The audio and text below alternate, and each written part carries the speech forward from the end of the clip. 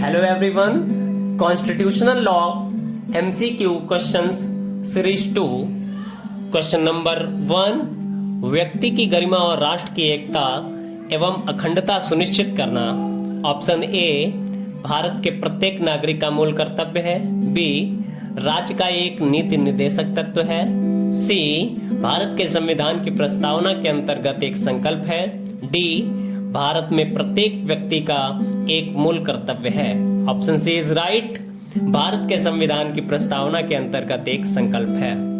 Question number 2, Bharat के संविधान की उद्देशिका के पाठ का उल्लेख। ऑप्शन ए, सभी व्यक्तियों को मूल अधिकार प्राप्त कराना। बी, सरकारी सेवकों को सेवा की सुरक्षा की प्रत्याभूति प्रदान करना है। सी, भारत के सभी नागरिकों को विचार, अभिव्यक्ति, विश्वास, धर्म और उपासना की स्वतंत्रता प्राप्त कराना है।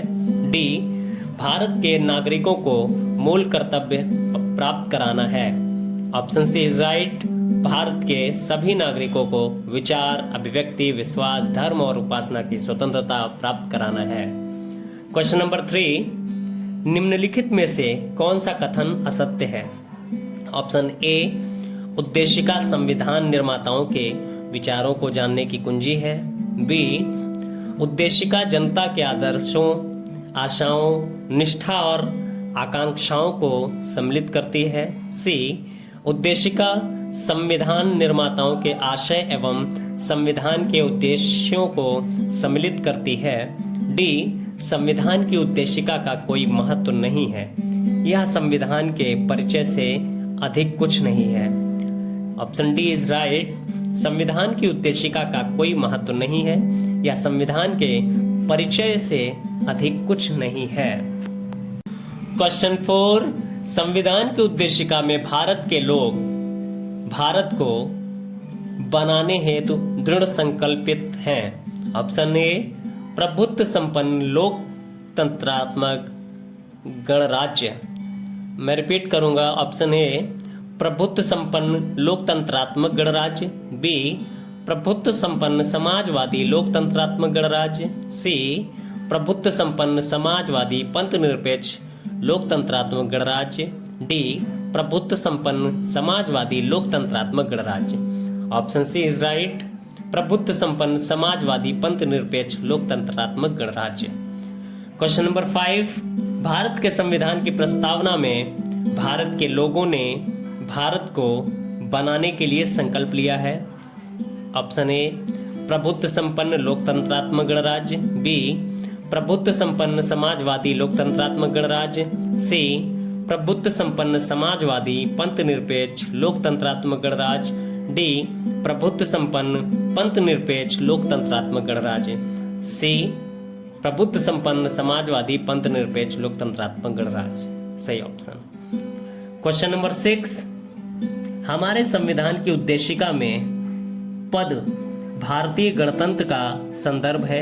ऑप्शन ए, एक संप्रभु तथा समाजवादी गणतंत्र से। बी, एक संप्रभु समाजवादी और धर्मनिरपेक्ष गणतंत्र से। सी, एक समाजवादी और धर्मनिरपेक्ष गणतंत्र से।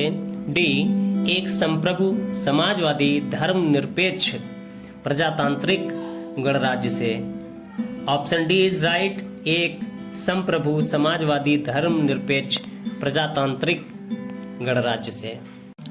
क्वेश्चन 7, संविधान सभा के अध्यक्ष ने संविधान पर हस्ताक्षर किया निम्नलिखित में से किस तिथि को।